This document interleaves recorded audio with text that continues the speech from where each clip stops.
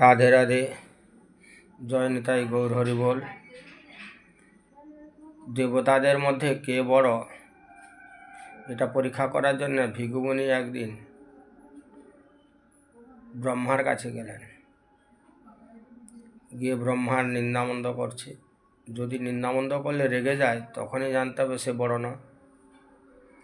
তাই ব্রহ্মাকে নানানবিধ কথাবার্তা বলতেই ব্রহ্মা রেগে গিয়ে তার আগুন বৃষ্টি করলেন। অমনি সঙ্গে সঙ্গে ভৃগুমুনি ওখান থেকে পালিয়ে গেলেন।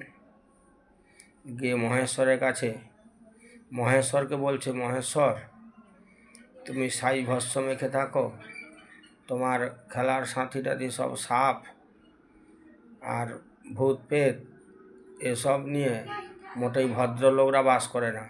তুমি ভালো পোশাক পরো না, একটা বাঘের ছাল পরে থাকো।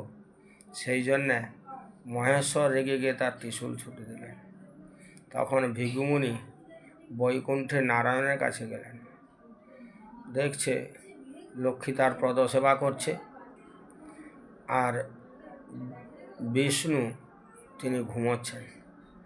তাই অমনি তার বুকের মধ্যে লাথি মেরে দিলেন।